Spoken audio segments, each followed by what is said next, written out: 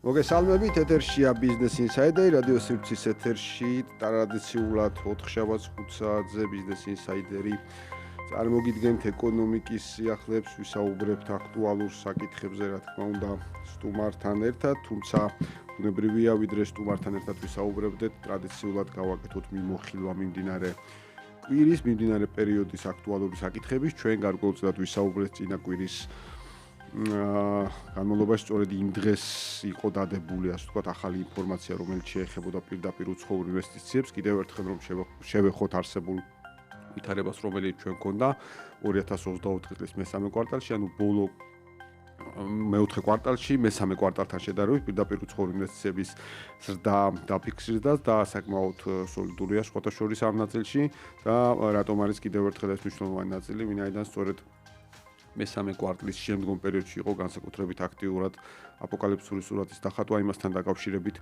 რომ საქართველოს პირდაპირ უცხოური ინვესტიციები არ შემოვიდოდა, რომ შეიქმნებოდა რაღაცა საფრთხე ქვეყნის ეკონომიკისთვის ასე შემდეგ, მაგრამ დიახ, ზუსტად მეოთხე კვარტალში შეგახსენებთ, რომ მეოთხე კვარტალი არის სწორედ არჩევნების შემდგომი პერიოდი, არჩევნების პერიოდსაც მოიცავს ბუნებრივი ოქტომბერი, ნოემბერი, დეკემბერი, მაგრამ მეოთხე კვარტლის ბოლო ორი თვე სწორედ იყო აქტიური ამ კუთხით ინვესტიციების თვალსაზრისით. შედარებისთვის ჩვენ რომ მარტო 2024 წლის მესამე და მეოთხე კვარტალი არ შევადაროთ ერთმანეთს, შეგვიძლია შევადაროთ 2024 წლის მეოთხე კვარტალი და 2024 წლის მეოთხე კვარტალი 2024 და 2023 წლის მეოთხე კვარტალები შევადაროთ ერთმანეთს. აქაც 2024 წლის მეოთხე კვარტალში 2023 წლის მეოთხე კვარტალთან შედარებით არის ზრდა დაფიქსირებული. ანუ მთლიანად წელი იყო აქტიური, მათ შორის იმ ბოლო ნაწილით, რომელზეც ჩვენ საუბრობდით, ჩვენ გვეუბნებოდნენ, რომ იქნებოდა პირიქით, ასე ვთქვათ, რაღაცა ეკონომიკური იზოლაცია ემუქრებოდა ქვეყანას, არ შემოვიდოდნენ პირდაპირ უცხოელი ინვესტორები. ამავდროულად მინდა აღვნიშნო, რომ ზუსტად იმ პერიოდში და არჩევნების შემდგომ პერიოდში ჩვენ საუბრობდით, რომ ეს იყო ცალსახად უბრალოდ პანიკის დათესვის ცდელობა, ვინაიდან სწორედ არჩევნებიდან რამოდენიმე დღის შემდგომ სწორედ იყო პირდაპირ უცხოელი ინვესტორი ნიდერლანდებიდან, ევროკავშირიდან, რომელიც შემოვიდა საქართველოში და ჩვენ ვამბობთ, რომ არანაირი საფრთხე პირდაპირ უცხოელ ინვესტიციებს ამ კუთხით არ ემუქრებოდა და რადგან ქვეყანა ვახსენეთ, ამავდროულად საინტერესოა ვთქვათ, რომელი ქვეყნებიდან შემოვიდა გასული წლის ბოლო კვარტალში ინვესტიციები.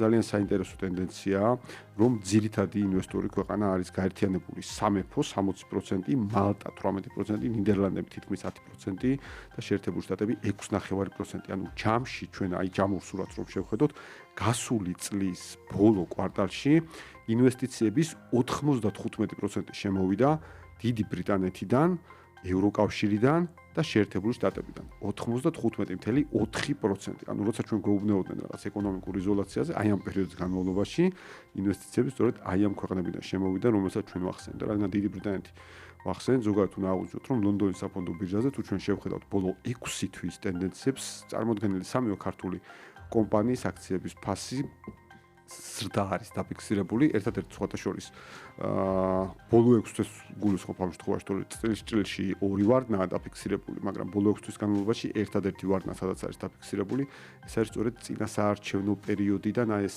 კიდევ ერთხელ აპოკალიფსური სურათის დახატვის ნაწილი, რაც იყო ნოემბრის განმავლობაში, ეს ერთთვიანი პერიოდია, როდესაც ეს ვარდნის ტენდენციაა დაფიქსირებული. თუმცა ჯამურად შეგვიძლია ვთქვათ, რომ პიკურ მაჩვენებლებს მიაღწია წლის ჭრილშიც კი სამივე კომპანიის აქციებმა ლონდონის საფონდო ბირჟაზე. ეს რას ნიშნავს მარტივად რო ვთქვათ?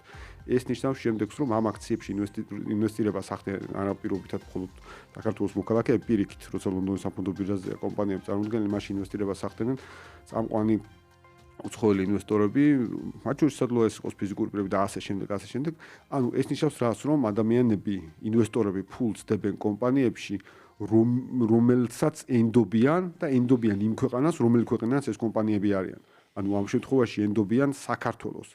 ასე რომ საქართველოს პერსპექტივა ამ კუთხით კიდევ უფრო მეტად მნიშვნელოვნად გამოჩნდა და კიდევ ერთხელ სწორედ ბოლო 6 თვის განმავლობაში არის ეს ზრდის ტენდენცია და განსაკუთრებული ზრდის ტენდენცია არის იანვარ-თებერვალში. კიდევ ერთხელ მაშინ, როცა ჩვენ გვეუბნებოდნენ, რომ საქართველოს ეკონომიკა ამ პერიოდის განმავლობაში უნდა ჩამოშლილიყო, ასე ვთქვათ, ამ პერიოდის განმავლობაში უნდა შექმნილიყო აპოკალიფსური რაღაცა სცენარი. ეს ასე არ მოხდა და კიდევ ერთი ბიზნესის ბრუნვის და პროდუქციის გამოშვების მოცულობა ასევე მეოთხე კვარტალში გაიზარდა ერთ შემთხვევაში 10, მეორე შემთხვევაში 10%-ზე მეტი, თითქმის 11%-ით, რაც ასევე ნიშნავს იმას, რომ როცა მოწოდებები იყო ბიზნესის დახურვის, გაფიცვების, საბოტაჟის, შეჩერების და ასე შემდეგ, ეს სცენარი არ შედგა ამ კუთხით, პირიქით ბოლო კვარტალში გასული წლის, აი საბოტაჟის მოწოდებების დროს, გაფიცვის მოწოდებების დროს ბიზნესმა პირიქით შეძლო უფრო ასე ვთქვათ მაღალი ბრუნვის და პროდუქციის მაღალი გამოშვების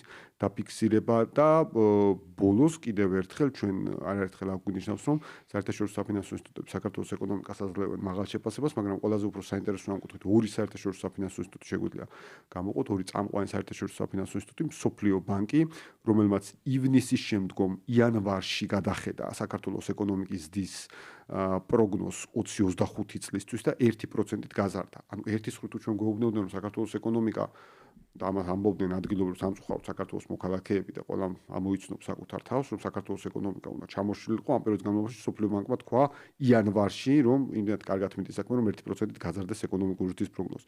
ხოლო ევროპის რეკონსტრუქცია განვითარების ბანკმა ოქტომბრის შემდგომ გადახედა საკუთარ პროგნოზს 27 თებერვალს და 1.4%-ით გაზარდა საქართველოს ეკონომიკის პერსპექტივა. ანუ ორმა წამყვანმა საერთაშორისო საფინანსო ინსტიტუტმა მარტივად რო ვთქვათ, ცხადია ხა უტრებას აქ ადგილი ჩემი მხრიდან, მაგრამ თქვა რომ აქ ადგილზე ჩვენთან ვინც ლაპარაკობს ეკონომიკის აპოკალიფსზე, მსუბუქად რო ვთქვათ, არ არიან შესაბამისად კომპეტენტურები.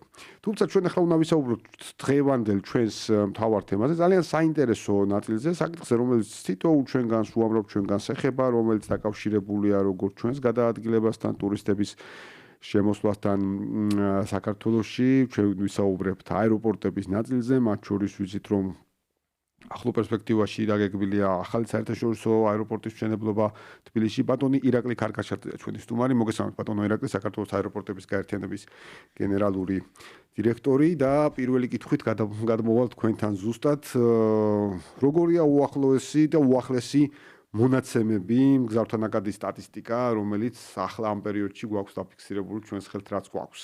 მოგესალმებით გიორგი, მივესალმებით ჩვენს მსმენელებს. ნამდვილად ძალიან დეტალურად ისაუბროთ თქვენ ეკონომიკის ზრდაზე და შეფასება თუ როგორი იყო 2024 წლის განსაკუთრებით მეოთხე კვარტალი და აღნიშნულ პროცესში რა თქმა უნდა ძალიან დიდი წვლილი მიუძღვის ტურიზმს და ავიაციას. აქედან გამომდინარე მეც დავადასტურებ თქვენს თქმულს და გეტყვით 2024 წელი იყო უპრეცედენტო წელი საქართველოს ისტორიაში. ჩვენ ბოლო 2 წელი განსაკუთრებით ახალ რეკორდებს ვხვდებთ, თუმცა 2024 წელს შევძელით და მომიმსახურეთ 4 მილიონ 700,000 გზავრს თბილისში, რაც საკმაოდ დიდი ციფრი არის და დავდებით 24%-იანი ზრდა.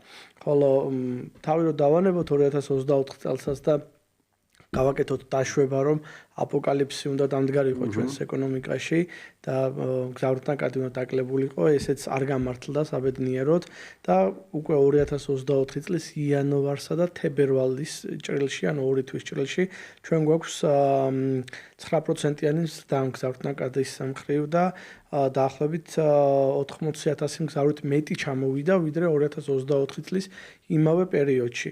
992,000 მგზავრს მომიმსახურეთ, უფრო ზუსტი რო ვიყოთ. შესაბამისად, ეს განპირობებულია იმით, რომ სწორი ეკონომიკური პოლიტიკა გვაქვს, სწორი საავიაციო პოლიტიკა გაგვაჩნია ქვეყანას, ეკონომიკურ გუნდს, ეკონომიკის სამინისტროს და შესაბამისად ის პროგნოზები, რომელსაც მავანი აკეთებდნენ, ვერ და არ გამართლდა და ესეც იქნებოდა რამე თუ მათი ეს პროგნოზები არ იყო დაფუძნებული რეალობაზე. კი ბატონო, აბსოლუტურად გეთანხმებით და მართლაც საკუთარ რეკორდებს აუმჯობესებთ, ამ ნაწილსაც უყურებთ, ცხადია და ჩვენც ვისაც საქართველოს მოქალაქეებს, ვისაც მგზავრობა უწევს ამ პერიოდის განმავლობაში, აუცილებლად ამჩნევს სხვა ტიპის სიახლეებს, მათ შორის ერთ-ერთი პოპულარული მიმართულებას თქვა ჩვენგან ქუთაისის საერთაშორისო აეროპორტიდან მგზავრობის ნაწილი, ერთ-ერთი საყვარელი მიმართულება და ხელმისაწვდომი ბიუჯეტური ნაწილი. ცხადია, როდესაც მგზავრთა ნაკადი გვეძდება, მუდმივად ამავდროულად ჩდება მოთხოვნები მეტ კომფორტთან დაკავშირებით და თქვენც ასე ვთქვათ, გიწევთ პისიერი რეაგირება ამ ნაწილზე. ბოლო პერიოდის ინფორმაცია იყო, რომ 3 კომპანია უზრუნველყოფს მგზავრთა ნაკადის ავტობუსებით გადაყვანას. აი რა არის ეს უფრო დეტალურად რომ გითხრათ და ვინც ასე ვთქვათ ამ ინფორმაციამდე იყო, ხო, მაგრამ ვინც ახლა ჯერ არ არის ნამყოფი, მათ რო უთხრათ რომ რა შეიცვალა ქუთაისის საერთაშორისო აეროპორტში. ჩვენ ქუთაისის აეროპორტს იცით რომ სრულად მართავს სახელმწიფოს მმართველობის ქვეშ არის ქართული მენეჯმენტი ყავს. საქართველოს აეროპორტების გაერთიანება არის ის ორგანიზაცია, რომელიც ოპერირებას უწევს და მუდმივად ზრუნავს მგზავრების კომფორტზე. შესაბამისად, ჩვენ ყოველწლიურად ვაცხადებთ ინტერესთა გამოხატვას სხვადასხვა მიმართულებით და ერთ-ერთი საკმაოდ მნიშვნელოვანი იყო მგზავრთა გადაყვანის სერვისი, ეგრეთ წოდებული შატლ სერვისი, რომელსაც სხვადასხვა ქალაქებიდან ვთავაზობთ ჩვენს მგზავრებს და წელს უკვე მესამე კომპანია შემოუერთდა. ეს იმას ნიშნავს, რომ მზარდი არის მოთხოვნა, მზარდი არის ბაზარი, არის საკმარისი რაოდენობა მგზავრებისა იმისთვის, რომ სამმა კომპანიამ ერთმანეთს ჯანსაღი კონკურენცია გაუწიოს და რა თქმა უნდა, როდესაც არის კონკურენცია, ბუნებრივია არსებობს ხარისხის გაუმჯობესების პერსპექტივა და ამ მიმართულებით ჩვენთვის ეს ძალიან მნიშვნელოვანი იყო. დღეის მდგომარეობით 3 სხვადასხვა კომპანია ემსახურება ქუთაისის საერთაშორისო მგზავრებს. 3-ვეს განრიგები არის აწყობილი ფრენების მიხედვით, რაც უზრუნველყოფს იმას, რომ აი ეს რაღაც მოთხოვნები ვთქვათ ამ შემთხვევაში კომპანიებთან. რა თქმა უნდა, რაც პირველ რიგში უზრუნველყოფს იმას, რომ მგზავრი სწორედ მისთვის საჭირო გაფრენის წინა პროცედურების დაწყება უნდა იქნას მოყვანილი აეროპორტში. ეს ბევრ პროცედურას გვიმარტივებს და მეორე მხრივ ჩვენ როგორც ამ უფლების გამცემი ორგანიზაცია მუდმივად ვაკონტროლებთ ამ ავტობუსების ხარისხს, მძღოლების კვალიფიკაციას, წესრიგში ყოფნას, დასუფთავებას, სისუფთავეს, დაზღვევას მგზავრების მესამე პირების წინაშე და ასე შემდეგ, რაც გარანტირებულად გვაძლევს იმის თქმის უფლებას, რომ მგზავრებისთვის არის მაქსიმალური კომფორტი შექმნილი. ჩვენ პერიოდულად, რა თქმა უნდა, ვატარებთ მგზავრთა კმაყოფილების კვლევას და სხვათა შორის ამს კონკრეტულ ეს ნაწილი მინდოდა მეკითხა, რომ ანუ უკავშირს მგზავრებისგან როგორი იღებთ ასე. ჩვენ ეს საავიაციო სტანდარტი არის, ACI არის ესეთი ორგანიზაცია, რომელიც სხვადასხვა აეროპორტში მთელი მსოფლიოს მასშტაბით ატარებს მგზავრთა კმაყოფილების კვლევას. რა თქმა უნდა, არ ჩვენ ვართ გამონაკლისი, ჩვენს გვაქვს ეს სერვისი და სხვათა შორის მინდა გითხრათ, რომ ჯამურად ევროპის საშუალო მაჩვენებელზე მაღლა დგას ქუთაისის საერთაშორისო აეროპორტი. რა თქმა უნდა, იქ სხვადასხვა კომპონენტების ჯამი არის, თუმცა ეს კონკრეტული სერვისი, რომელიც არის მგზავრთა გადაყვანა და აეროპორტის წვდომადობა, არის ერთ-ერთი ყველაზე მაღალი შეფასება, რაც გვაძლევს საშუალებას ვივარაუდოთ, რომ აღნიშნული სერვისი სწორად მუშაობს. ძალიან მნიშვნელოვანი ნაწილია მართლაც, იმიტომ რომ კიდევ ერთხელ არც ყოველ შემთხვევაში ჩემს გარშემო და სოციალური ქსელებითაც იგრძნობა ხოლმე ქუთაისის აეროპორტზე ესეთი დაკვირვება და მოთხოვნადობა და კვლავ ქუთაისის ნაწილი მინდა გავაგრძელო. როგორი არის ამ პერიოდის განმავლობაში მიმდინარე დაგეგმილი პროექტები, მათ შორის ბუნებრივია ინფრასტრუქტურული კუთხითაც, მათ შორის ასაფრენ-დასაფრენის ზოლის მშენებლობის საკითხი. აქვე მინდა აუშვრო, რომ მე მგონი ქუთაისის აეროპორტი კიდევ დამატებით გახდა პოპულარული დიდ თოვლობის პერიოდში, თუ როგორ ხდებოდა მაინც თვითმფრინავების მიღება. არაერთი ვიდეო ვნახეთ ჩვენ სოციალურ საამაყო ნაწილი იყო. ქუთაისის საერთაშორისო აეროპორტის ისტორიაში ალბათ ერთ-ერთი ყველაზე აქტიური პერიოდი დგას. თქვენ იცით, რომ ეს აეროპორტი 70 წლიანი ისტორია აქვს, სხვადასხვა პერიოდისში განახლების გათვალისწინებით, მაგრამ დღეის მდგომარეობით ქუთაისის საერთაშორისო აეროპორტი არის ქვეყანაში რიგით მეორე აეროპორტი, ერთ-ერთი ყველაზე სწრაფად მზარდი აეროპორტი მთელი ევროპის მასშტაბით და ჩვენ 2000 შარშან დაგვასახელეს საშუალო ზომის აეროპორტებს შორის მესამე ადგილზე ვიყავით სწრაფად მზარდ აეროპორტებს შორის და რაც შეეხება უშუალოდ ეს ყველაფერი აუცილებლად მოითხოვს ინფრასტრუქტურისა და სერვისების განვითარების საჭიროებას იმისთვის, რომ გაზრდილ მოთხოვნას მომსახუროთ. ყველაზე მსხვილი პროექტი თქვენ ახსენეთ ახალი ასაფრენ-დასაფრენი ზოლი. ეს პროექტი არის 2 წლიანი პროექტი და იგეგმება 2026 წელს დავასრულოთ. აღნიშნული ასაფრენ-დასაფრენი ზოლის და შესაბამისი ინფრასტრუქტურის დასრულებით ქუთაისის საერთაშორისო აეროპორტი გახდება უმაღლესი კატეგორიის, რაც ნიშნავს იმას, რომ ნებისმიერი ზომის საჰაერო ხომალდის მიღება შეძლებს და აღსანიშნავია, რომ ამიერკავკასიაში ამ კატეგორიის F კატეგორიის აეროპორტი არ არსებობს ფაქტობრივად და ქუთაისის აეროპორტი ამ ეტაპისთვის ექნება ყველაზე გრძელი ოპერირებადი ასაფრენ-დასაფრენი ზოლი. აი ამ ზოლთან დაკავშირებით რომ კიდევ დამატებით კითხოთ, ანუ ხომალდის ზომასთან დაკავშირებით, აი ანუ ბათუმშიც არ არის ეს თქვა შესაძლებელი. ბათუმშიც არ არის. ბათუმი საკმაოდ რთული რელიეფიდან გამომდინარე აეროდრომი, ისეთი კომპლექსური აეროდრომია და ქუთაისის აეროპორტი არის ბათუმის ალტერნატიული აეროპორტი, რაც იმას ნიშნავს, რომ თუ უამინდობის გამო ან სხვა ტექნიკური მიზეზის გამო ვერ ჯდება თვითმფრინავი ბათუმში, ვღებულობთ ქუთაისში და თქვენ სწორად ახსენეთ თებერვლის სტიქიის პერიოდი ქუთაისის საერთაშორისო აეროპორტო და მე თქვენი ეთერით მინდა თითოეულ გუნდის წევრს მადლობა გადაუხადო, იმიტომ რომ მე იქ ვიყავი იმ პერიოდში ადგილზე სრულად იყო აეროპორტი მობილიზებული და მიუხედავად რომ გუნდი აქტიურად მუშაობდა, თავი ვალდებულად ჩავთვალე რომ ამ გუნდის გვერდით ყოფილიყავი და გაუჩერებლივ ხდებოდა ასაფრენ-დასაფრენი ზოლისა და საჭირო ინფრასტრუქტურის წმენდა საკმაოდ რთული იყო და კომპლექსური იყო იქიდან გამომდინარე რომ ფაქტობრივად 6 დღის მანძილზე შეუჩერებლივ თავდა. ესეთი кейსი, ესეთი მაგალითი არც გქონია პერიოდის ნამდვილად არ გქონია. ახლა ესეთი უამინდობაც არ მახსენდება და კი, ხო, ამის გარდა უნდა აღინიშნოს ის რომ არც ერთი რეისი არ გადადებულა ჩვენი მიზეზით 2 რეისის მოუწია გადადება, გაუქმება არ გქონია და ისიც იყო იმის გამო, რომ ფიზიკურად პილოტებმა ვერ დაინახეს ასაფრენი ზოლი, ხილვადობა იმდენად დაბალი იყო და მოუწია თბილისში გადმოფრენა.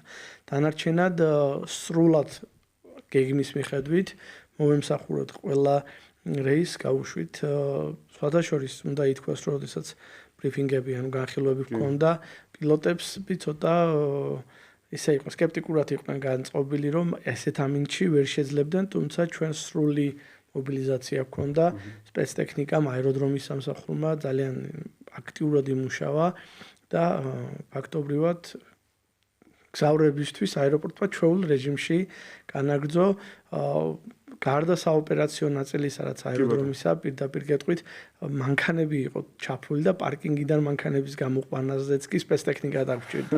იმდენად დიდი თოვლი იყო და არა მხოლოდ თვითმფრინავის რა თქმა უნდა, კი, აქედან გამომდინარე იმ გუნდს ნამდვილად ძალიან დიდი მადლობა ეკუთვნის და ქუთაისის აეროპორტი მზად არის მსგავსი გამოწვევებისთვის.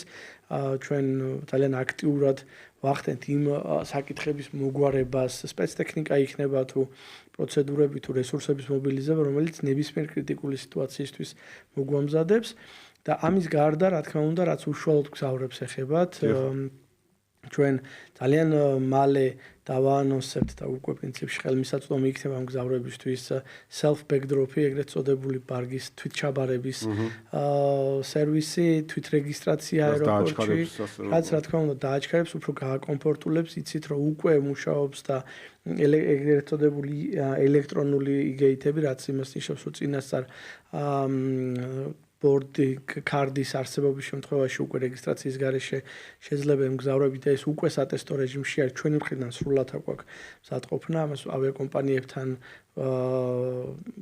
მიმდინარეობს პროცედურა იმისთვის რომ სრულად ჩაეშვას ამის გარდა გეგმავთ fast track-ის დამატებას გეგმავთ ეგრეთ წოდებული business lounge-ის დამატებას რაც კიდევ უფრო კომფორტულს გახდის მგზავრებისთვის და ძალიან მალე დავაანონსებთ ამას შეიძლება ითქვას ჯერ მხოლოდ demo ვერსიებს თუმცა ანუ ოფიციალურად ცოტა ხანში მაგრამ გვაქვს გეგმები ასევე გეგმავთ ეგრეთ წოდებული ბიომეტრიული პასპორტები საზღვრის კვეთას რომელიც საქართველოს მოქალაქეებს გაუმარტივებს საქართველოს საზღვრის კვეთას და ეს ერთის მხრივ სერვისი არის დამატებით მეორეს მხრივ რა თქმა უნდა აეროპორტისთვის მნიშვნელოვანი არის რომ პროცედურები დააჩქაროს. აქედან გამომდინარე გეგმები ძალიან დიდი გვაქვს გვაქვს კიდევ მიმდინარე ინფრასტრუქტურული პროექტები, საჰაერო სადგომის საჰაერო ხომალდების სადგომების რეაბილიტაცია, რომელიც ბოლოში გადის და არეალი საშუალებას იძლევა, ხო? ანუ არეალის მხრივ არანაირი პრობლემა არ გვაქვს, იქ გარდა იმ ტერიტორიისა, სადაც დღეს უშუალოდ არის აეროპორტი განაშენიანებული და ეგრეთ წოდებული airside აეროდრომი, რასაც ჩვენ ვეძახით, ამის გარდაც საკმაოდ დიდი ტერიტორია გვაქვს მფლობელობაში იმისთვის, რომ აეროპორტი მშვიდად, წყნარად და ძალიან ესე სტრატეგიულად გამოვითაროთ. ძალიან მნიშვნელოვანი ნაწილია და ისევ იქ ვარ, იმიტომ რომ ძალიან მაქვს ჩარჩენილი ერთი кейსი, რაც კონკრეტულ ქვეყანას ვერ დავასახელებ, თუმცა საჰაერო ხომალდის საქართველოს შემოფრენას დაკავშირებით ერთ-ერთი უცხო ქვეყნის პრეზიდენტის ვიზიტი გეგმებოდა და ბათუმის აეროპორტი, იყო სერიოზული განხილვა მიიღებდა თუ არა ბათუმის აეროპორტი ამ ზომის თვითმფრინავს და თეორიული დაშვება გაკეთდა რომ მიიღებდა, მაგრამ იმ ქვეყანამ თქვა რომ თუ ასეთი პრეცედენტი არ არსებობდა და კონკრეტულ სტანდარტში ვერ ჯდებოდა, მაშინ თავი შეიკავეს. დასავლეთ საქართველოსში ვიზიტზე უარის თქმა მოხდა, მხოლოდ იმიტომ რომ ეს ასაფრენი ზოლი არ იყო სათანადო და ეხლა ეს ნაწილი მინიმუმ გამოსწორებადია. კი, ნამდვილად ეგრე არის. ეხლა ჩვენ მუდმივად გვაქვს სხვადასხვა ავიაკომპანიებთან, სხვადასხვა პროცესებში ვართ ჩართულები, გვაქვს მოლაპარაკებები და ხშირი არის, როდესაც მათ შორის სატვირთო გადაზიდვებიც, რომელიც საკმაოდ ისეთი მხოლოდ თბილისიდან ხდება დღეს, სწორედ ამ გამოწვევიდან გამომდინარე გადავწყვიტეთ, რომ ქუთაისში ყოფილიყო ამ ზომის ასაფრენ-დასაფრენი ზოლი, იქიდან გამომდინარე, რომ როდესაც არ არის მიწოდება, რა თქმა უნდა, არ არის მოთხოვნა და ჩვენ სწორედ ამ მიწოდების პრეცედენტი გვინდა შევქმნათ და შემდეგ უკვე სრულად იყოს საქართველოს საავიაციო ინდუსტრია და ინფრასტრუქტურა დაკომპლექტებული და განვითარებული ისე, რომ საქართველოს ორივე მხარეს აღმოსავლეთი, დასავლეთი შევძლოთ და მომიმსახუროთ ნებისმიერ საჰაერო ხომალდს და რაც იქნება მოთხოვნა, ის იქნება სამგზავრო სტრატეგიული სატვირთო თუ სხვა ტიპის დანიშნულების ფრენები მომიმსახუროთ შეუფერხებლად. კი ბატონო, გადმოვინაცვლოთ თბილისისკენ. ბოლოს ერთ-ერთი მნიშვნელოვანი ინფორმაცია, რაც ჰქონდა, იყო რო უციერო თბილისის საერთაშორისო აეროპორტი 5 მილიონამდე მგზავრთან ნაკადის ჰქონდა ევროპის 5 საერთაშორისო აეროპორტს შორის დაასახელა ეს საამაყო ინფორმაცია. რას ნიშნავს, ასე ვთქვათ, რა კრიტერიუმებია, რას ნიშნავს და როგორ ხდება ნომინირება სუპერატომაზე? ძალიან ერთ ჯერ კიდევ წინ არის ეს არის ეგრეთ წოდებული shortlist-ი, მაგრამ ამ shortlist-ში მოხვედრა უკვე დიდი აღიარებაა თბილისის საერთაშორისო აეროპორტის, იქიდან გამომდინარე, რომ ევროპაში ყველაზე სწრაფად მზარდ აეროპორტებს შორის დავსახელდით. ამას რამოდენიმე კომპონენტი აქვს და რამოდენიმე გამომწვევი მიზეზი. გამომწვევი მიზეზი გახლავთ და სწორედ ამან განაპირობა ჩვენი shortlist-ში მოხვედრა არის ის, რომ ჩვენ 2024 წელს წარმატებით დავასრულეთ 10 ავიაკომპანიასთან მოლაპარაკება 13 ახალ მიმართულებაზე. ესეც ისტორიულად პირველი წელი იყო, როდესაც ამადენი მოლაპარაკების წარმატებით დასრულება შევძელით. რამოდენიმე უკვე დაფრინავს საქართველოში, როგორც არის Austrian Airways, Transavia, ჰოლანდია და ასე შემდეგ. და წელს უკვე და ამ თვის ბოლოს ჩვენ ალბათ უკანასკნელი წლების ყველაზე წარმატებული кейსი არის აეროპორტებისთვის, არის British Airways და EasyJet-ის შემოსვლა და სწორედ ამ წარმატებებმა და ამ მიღწევებმა განაპირობეს თავის მხრივ, რა თქმა უნდა, ამას ეფექტი ჰქონდა მგზავრთნაკადზეც და 24%-იანი ზრდა ძალიან უჩვეულო არის ევროპისთვის. ევროპაში დაახლოებით საშუალოდ 4-5% არის საშუალოდ აეროპორტების მგზავრთნაკადისა და ჩვენ 24% და ეს არ არის გამონაკლისი წელი. ბოლო 10 წლებს თუ შევხედავთ, საშუალოდ ორნიშნა 20-თან მიახლოებული ციფრი არის და აქედან გამომდინარე, სწორედ ამან განაპირობა ჩვენი დაშორტლისტება და ამისთვის ძალიან დიდი შრომა გაიწია. უკვე მნიშვნელოვანი კომპონენტია ახლა.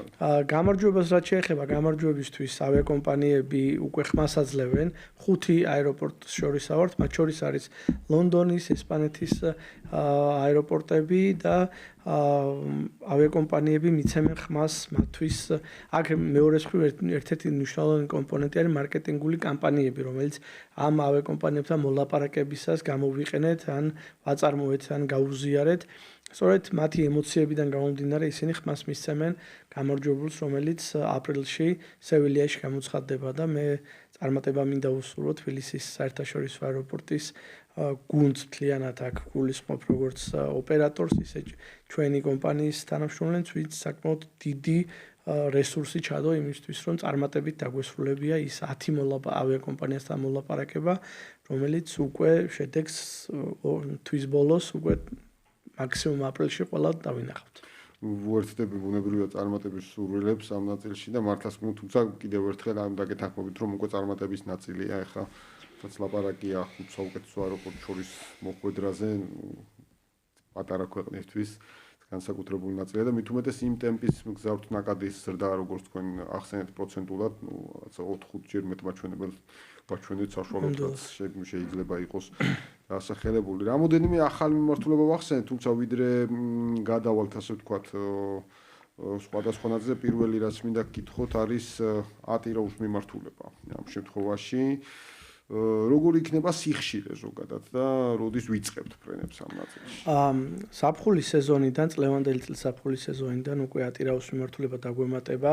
ჩვენ მუდმივად, რა თქმა უნდა, ძალიან გვიხარია ევროპის სხვადასხვა დედაქალაქების ხსენება, თუმცა ბოლო 3-4 წელს თუ შევხედავთ, გაირკვა რომ არანაკლებ მნიშვნელოვანი არის ცენტრალური აზიის მიმართულება და ქუთაისში Fly Aristan-მა სწორედ შუა პანდემიის დროს დაიწყო ფრენები და მთელი გუნდი ცოტა ისე სკეპტიკურად იყო განწყობილი, იმიტომ არავინ არ ველოდით ესეთ წარმატებას და დღეს უკვე 5 მიმართულებიდან არის ქუთაისიდან და ვხედავთ იმდენად დიდ მოთხოვნას, რომ თბილისშიც გახდა დამატება საჭირო. ეს თბილისისთვის ახალი მიმართულება არის. პირველ ეტაპზე ისინი დაიწყებენ ქუთაისიდან იყო აქამდე ატირაუ, თბილისი ხა პირველად ემატება. თუმცა რასაც ვაკვირდებით ასევე ქუთაისი და თბილისის აეროპორტები ერთმანეთს კანიბალიზაციას არ ახდენენ და ბაზარი არ იყოფა. იქნება სრულად ახალი სეგმენტები, რაც ძალიან მნიშვნელოვანია და ჩვენი ბაზრის პოტენციალს და სიჯანსახეზე მიუთითებს. პირველ ეტაპზე იქნება კვირაში 2 სიხშირე და ზაფხულში გეგმავენ უკვე რომ 3 სიხშირეზე ავიდნენ, დამოკიდებულია რა თქმა უნდა მოთხოვნაზე. თუმცა ეს კიდევ ერთი წარმატება არის და მე ჩვენი ქართული ავიაციის მომავალს და ერთ-ერთ ყველაზე ისე აქტიურ ბაზარს, რა თქმა უნდა, ევროპასთან და ახლო აღმოსავლეთთან ერთად ცენტრალურ აზიაშიც ვხედავ, იმიტომ რომ ეს მიმართულება დიდი პოტენციალი გააჩნია ძალიან და ისე არ აქვს ათვისებული როგორც ევროპა და ახლო აღმოსავლეთი. ამიტომ ჩვენი მთავარი პრიორიტეტი არის ბაზრების დივერსიფიკაცია, იმისთვის რომ სტაბილურობა ვაჩვენოთ, აქედან გამომდინარე ესეც ალბათ ერთ-ერთი მნიშვნელოვანი კომპონენტი იქნება. ბუნებრივია და მართლაც ცენტრალურ აზიაზე არ შემიძლია არ დაგეთანხმოთ, იმიტომ რომ მათ შორის ბიზნეს წრეები ვისთანაც გვიწევს ხოლმე საუბარი, სულ უფრო და უფრო ხშირად საუბრობენ ცენტრალური აზიის მიმართულებით ახალ პარტნიორობაზე და ალბათ ცენტრალური აზიის ქვეყნები პირიქით, რაც ბუნებრივია ამ ასე ვთქვათ კავშირების გაძლიერებას, დაკავშირებადობის გაძლიერებას კიდევ უფრო მეტად შეუწყობს ხელს და ცხადია ეს მნიშვნელოვანი ნაწილია, ამით თუ როდესაც ჩვენ საუბრობთ საქართველოს როგორც შუადერეფნის წამყვან ქვეყანაზე ცხადია მოიხო შუადერეფანი ბევრს წარმოუდგენია რომ მხოლოდ რაღაცა ტრაილერზე უნდა დაждდეს და გადაადგილდეს რა თქმა უნდა ეს ასე არ არის თანამედროვე აბრეშუმის გზა არის ეს რა ბუნებრივია და ეს საჰაერო კავშირები აქ გადამწყვეტი იქნება აუცილებლად მაგის გარდა რა თქმა უნდა ჩვენ ძალიან აქტიურად უნდა გამოვიყენოთ ჩვენი გეოგრაფიული მდგომარეობა რა თქმა უნდა ყველა ზოგიერთის შეფასებით ეს პრობლემური რეგიონია, ზოგი ისე უყურებს, ზოგი ასე, მაგრამ ყველა გამოწვევას აქვს თავისი უპირატესობაც და ჩვენ ერთის მხრივ რა თქმა უნდა მივიწევთ ევროპისკენ, მაგრამ ჩვენი ლოკაცია არის ჩვენ ვართ ხიდი ევროპასა და აზიას შორის და ეს სწორად უნდა გამოვიყენოთ, იმიტომ რომ ეს არის ჩვენი სიძლიერე და თუნდაც სატრანზიტო ნაწილშიც ალბათ საინტერესოა ვთქვათ ამ კუთხით საქართველოს. სწორედ მაგ მიმართულებით გულისხმობ ეს სამგზავრო გადაზიდვები იქნება თუ სატვირთო გადაზიდვები, ჩვენი გეოგრაფიული მდგომარეობა ეს კარიბჭე ევროპასა და აზიას შორის სწორად უნდა გამოვიყენოთ და სწორი პოლიტიკა, რომელიც გვაქვს ჩვენ დაგეგმილი და მივყვებით სტრატეგიულად, გვაძლევს საშუალებას რომ ვივარაუდოთ რომ ცენტრალურ აზიას ძალიან მალე, ძალიან აქტიურად ავითვისებთ. კი ბატონო, ეს მნიშვნელოვანი კომპონენტი იქნება და დაუბრუნდეთ ევროპის მიმართულებას ამ შემთხვევაში. 4 ახალი ევროპული ავიაკომპანია შემოდის თქვენ ახსენეთ ნაწილობრივ ეს ნაწილი, რაც ბევრი კუთხით არის საინტერესო, მათ შორის ქვეყნის ცნობადობის გაზრდის მიმართულებით. როდის როგორ ვიწყებთ, ასე ვთქვათ, ამ ნაწილში როგორია გეგმები? 31 მარტიდან რამდენიმე დღე დაგვრჩა, მარტის აპრილის შუა რიცხვებამდე 4-ვე ავიაკომპანია შემოდის. ეს არის British Airways, EasyJet. ბილეთების შეძენა უკვე შესაძლებელია, შეძენილიც აქვთ, მათ შორის ვიცი, ასე ვთქვათ, ადამიანები. პირველ 3 თვეზე სიმართლე გითხრათ, მე მგონი უკვე დეფიციტიც კი არის, სრულად არის ამოყიდული. ეს არის Transavia France და ეს არის Edelweiss. ზოგადად, რა თქმა უნდა, ნებისმიერი ავიაკომპანიის შემოსვლა ძალიან მნიშვნელოვანი წარმატება არის ქვეყნისთვის, თუმცა ამ 4 ავიაკომპანიაში მინდა გამოვყო ლონდონი, რა თქმა უნდა, ცალკე განაცხადი არის და შვეიცარიული მიმართულებები, როდესაც არასოდეს ფრენები არ გქონია, ეს არის ჟენევა და ციურიხის მიმართულება. როგორც ბრიტანელები, ისე შვეიცარიელები არ მინდა დაიჩაგროს იტალიური და ფრანგული მიმართულებები, თუმცა იქ ისედაც ჰქონდა ფრენები და ფრანგული მიმართულებები დაჩაგრა უკვე ძნელად წარმომიდგენია მე. ბევრი მიზეზის გამო. ნამდვილად გეთანხმებით, ხედავთ კიდევაც უკვე საფეხბურთო ნაწილმა მე მგონი საფრანგეთის მიმართულება 1-2. ნამდვილად და ჩვენ საფრანგეთის მიმართულება რადგან ვახსენეთ, ივნისიდან ქუთაისთან ასევე ლიონიც გვემატება. ასე რომ ფეხბურთის მოყვარულებისთვის საკმაოდ დიდი პალიტრა გვაქვს საფრანგეთის მიმართულებით და დარწმუნებული ვარ, რომ წარმატებული იქნება ეს მიმართულებები და რომ დაუბრუნდეთ ჟენევას და შვეიცარიის და ბრიტანულ მიმართულებს, ეს არის სრულიად ახალი სეგმენტი და ალბათ ევროპაში ყველაზე მაღალმხარჯველიანი ტურისტები. რაც მნიშვნელოვანია ჩვენი ეკონომიკისთვის, ჩვენი ტურისტული ინდუსტრიისთვის და თავისთავად ამ ავიაკომპანიების შემოსვლას მოყვება ჩვენი ქვეყნის ცნობადობის ამაღლება ამ რეგიონებში და ეს კიდევ უფრო განსაკუთრებულს ხდის ამ ავიაკომპანიების და ამ მიმართულებებით ფრენების დაწყებას ჩვენს ქვეყანაში. ხო, აქ რამოდენიმე საინტერესო ნაწილი იყო, მათ შორის როდესაც ბრიტანეთზე ვსაუბრობთ, გასაგებია რომ გარკვეულ მიზეზთა გამო და აქ ბევრი ფაქტორია ცხადია. ვერ ხერხდება შეერთებულ შტატებთან პირდაპირ ფრენების ნაწილი, თუმცა ვიცით რომ გარკვეულად ლონდონის შემთხვევაში ეს კომპენსირდება, ხო? ლონდონის მიმართულებით სწორად ბრძანეთ, დაახლოებით 6-7 საათით მცირდება გზავრობის პერიოდი და British Airways აქვს American Airlines-თან ერთ-ერთი საუკეთესო კოუჩიარი პარტნიორობის ხელშეკრულება. მხოლოდ ნიუ-იორკის მიმართულებით ზაფხულის სეზონზე 12 ფრენა არის ლონდონსა და ნიუ-იორკ შორის. დღის განმავლობაში აღარაფერს ვამბობ დანარჩენ სხვა ქალაქებზე. აქედან გამომდინარე პერსპექტივა ძალიან დიდი არის და მე დარწმუნებული ვარ, რომ ეს მიმართულებაც და ამერიკის შეერთებული შტატების სეგმენტს დიდწილად ეს ავიაკომპანია წაიყვანს.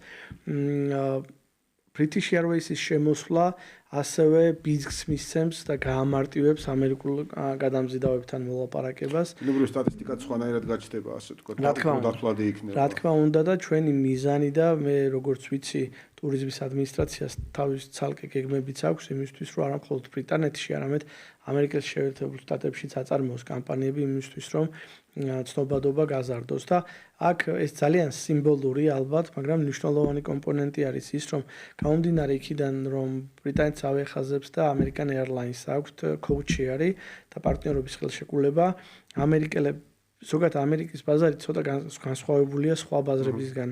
ამერიკელებს ძალიან დიდი მიჯაჭვულობა აქვთ თავიანთ გადამზიდავებთან. United, Delta, American Airlines და ისინი ყოველთვის ცდილობენ, რომ იმოგზაურონ ამ ავიაკომპანიებით. და აქედან გამომდინარე არის მნიშვნელოვანი რისი თქვაც მინდა, რომ თუ American Airlines-ის საიტზე ჩვენ დავსერჩავთ თბილისს, ნიუ-იორკი თბილისს ამოგვიგდებს, ანუ გვიჩვენებს და შესაძლებელი იქნება, რომ მან American Airlines-ის ბილეთი შეიძინონ.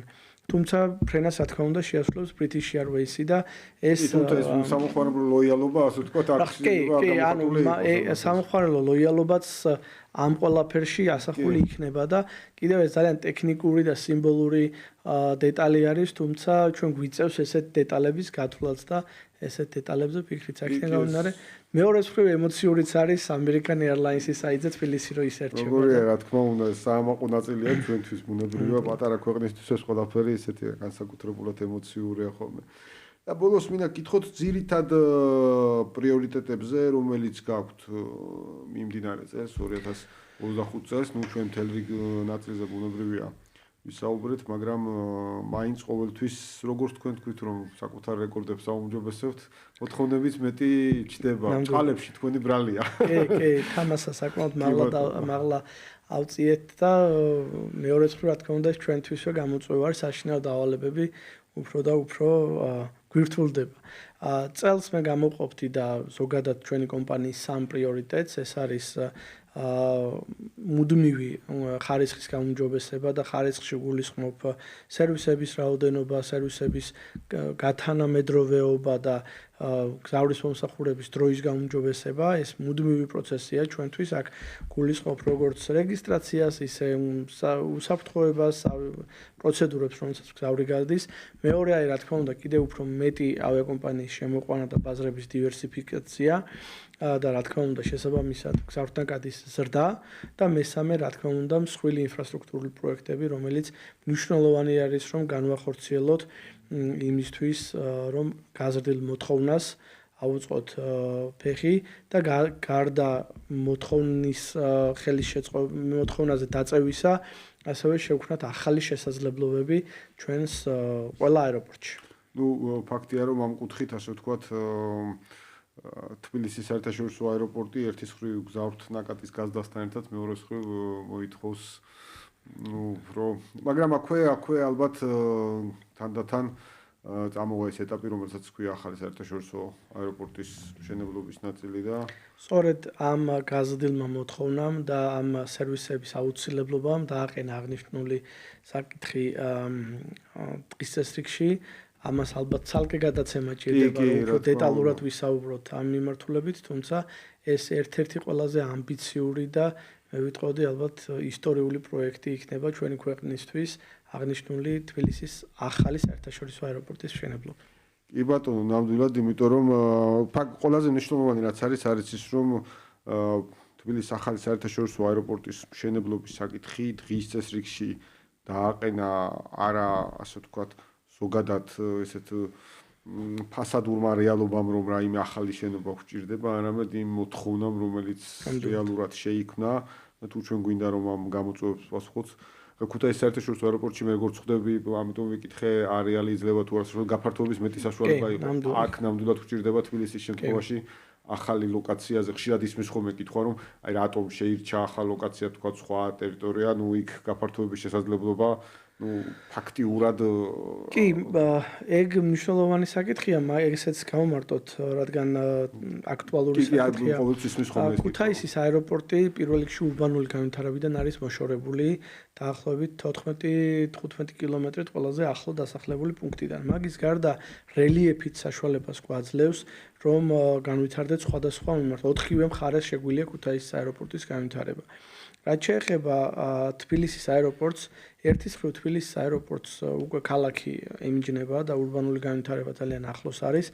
მეორეს მხრივ რელიეფი ტექნიკურ დეტალებში რო არ შევიდეთ, იქ არის ხეობა და ასე შემდეგ, რომელიც ხელს უშლის ასაფრენ-დასაფრენი ზოლის გააფართოებას და დაგრძელებას იმისთვის, რომ კიდევ უფრო მეტი უფრო დიდი საჰაერო ხომალდები მივიღოთ. ამის გარდა დასაფრენი ზოლის გარდა, რა თქმა უნდა, უდიდესი მნიშვნელობა აქვს სხვა სააეროდრომო ინფრასტრუქტურას, როგორც არის აემოსლო ბილიკები, სადგომები, ტერმინალი და ასე შემდეგ, რომელიც განვითარებისთვის საკმარისი სივრცეები არ არის. და თუ რაღაც შეიძლება რომ გამოინახოს, ეს ვერ იქნება იმ რაოდენობის, რომელიც სრულად დააკმაყოფილებს იმ მოთხოვნას და იმ ამბიციას, რომელიც ჩვენს ქვეყანას გააჩნია. აქედან გამომდინარე, გახდა საჭირო მოძიებულიყო ისეთი ტერიტორია, სადაც უახლოესი 20-30 და 50 წელიც კი შეუფერხებლად მისცემდა აეროპორტს სწორად განვითარების პერსპექტივას. მე მინდა საზოგადოებას შევახსენო, რომ 2005 წელს, როდესაც თბილისის საერთაშორისო აეროპორტის განვითარებასთან დაკავშირებით ხელშეკრულება გაფორმდა, ჩვენი ქვეყნის გზავრთნაკადი სულ 200,000 მგზავრი იყო. და იქიდან მოყოლებული ჩვენ 4,700,000 ვართ ასულები და წელს 5 მილიონს გადავწყვეტებით, ასე რომ ის გათვლა და მაშინდელი აეროპორტი საერთოდ სხვა იყო და დღევანდელი რეალობა სხვა გაგვაქვს. აქედან გამომდინარე შორეულ პერსპექტივაში განვითარებისთვის და შორეულში არის ფიქრობ რაღაც ასეულობით წელზე იყოს საუბარი და ახლობთ 10-დან 15 წლის ზევით უკვე ამ აეროპორტის განვითარების პერსპექტივა თუ ექნებოდა საერთოდ ძალიან შევიწროებული ექნებოდა. სწორედ ამიტომ დადგა დღის წესრიგში ვაზიანის ტერიტორიაზე ახალი აეროპორტის საშენების, რომელიც კიდევ ერთხელ ძალიან მნიშვნელოვანი პროექტია ჩვენი ქვეყნისთვის. კი ბატონო, ძალიან დიდი მადლობა, ძალიან ამომწურავი განმარტებისთვის, იმიტომ რომ მართლაც საჭირო იყო ხშირად ისმის ხოლმე ეს კითხვა. გარდა მაგისა, მე დარწმუნებული ვარ, რომ ახალი აეროპორტის მასშტაბიდან მოცულებიდან გამომდინარე, თამდები დამატებით საინტერესო ინფრასტრუქტურა მოეწყობა, რაც იგივე თამდები მცირე და საშუალო ბიზნესთვის, როგორც ყველა დიდი პროექტისთვის, ესეთი ხელშემწყობი ნაწილი იქნება. ძალიან დიდი მადლობა მინდა გადაგიხადოთ ბატონო ირაკლი, ძალიან საინტერესო საუბრისთვის ამ საკითხებზე, ძალიან ვრცლად ვისაუბრეთ ჩვენ მართლაც და დარწმუნებული ვარ ჩვენი მსმენელი ონლაინ მაყურებელი მიიღებდა ყველა ინფორმაციას ამ თემებზე. რა თქმა უნდა, წლის შუაში კარგი იქნება რომ გავიმეოროთ, ასე ვთქვათ, ჩვენი სტუმრობა, მათ შორის შევაფასოთ ის გეგმები, რომელიც არის იმ სხვადასხვა მიმართულებებზე, რომელიც ჩვენ ვახსენეთ, როგორც ევროპის მიმართულებებზე, ცენტრალური აზიის მიმართულებებზე თუ დავაკვირდეთ ტენდენცია როგორი გვაქვს. ვიდრე ბიზნეს ინსაიდერს დავასრულებდი, ამავდროულად გეტყვით, რომ კიდევ ერთხელ როგორც დავიწყე ინფორმაცია სხვა აპოკალიფსურ სცენარების დახატვასთან დაკავშირებით, ერთ-ერთი უკავშირდებოდა სწორედ ლარის კურსს და ახლა ბოლო ინფორმაციას რომელსაც ვეცნობოდი, არის რომ ლარის კურსი კვლავ გამყარდა დოლართან და ევროსთან მიმართებაში. სხვათა შორის, რატომ ახლა ეს ყოველდღიური გამყარება გაუფასურება არ არის, ასე ვთქვათ, მაინც და მაინც მნიშვნელოვანი ეკონომიკური პარამეტრი, რომელსაც ყურადღება ესე დიდი ყურადღება უნდა დაეთმოს, უბრალოდ რატომ ვახსენებ ახლა ამ ნაწილს. თუ ჩვენ დავაკვირდებით ლარის დიაგრამას ამ პერიოდის განმავლობაში როგორ იცვლებოდა, არჩევნების შემდგომ ლარი დასტაბილურდა, ის იყო დაახლოებით 2.77-ის მაჩვენებელზე და ახლოვებით, მანამდე მოგეხსენებათ, რომ კიდევ უფრო турბულენცია მაღალი იყო და აი ნოემბრის პერიოდიდან 29-30 ნოემბრიდან დაიწყო განსაკუთრებული მერყეობა და იყო 2.98 არეალში 1 ამერიკული დოლარი და იმ პერიოდის განმავლობაში სულ ამბობთ, რომ არ არსებობს ლარზე მოქმედი ფუნდამენტური ფაქტორები, რაც იწვევს ლარის ასეთი ტიპის გაუფასურებას, რომელიც ფიქსირდებოდა ნოემბერ-დეკემბრის დასაწყისში განსაკუთრებით და ვამბობდით, რომ ინვესტიციების შემოდის, ექსპორტი გაზრდილია, სხვა შორის დღეს გამოქვეყნდა დაზუსტებული მონაცემებით ექსპორტის მაჩვენებელი.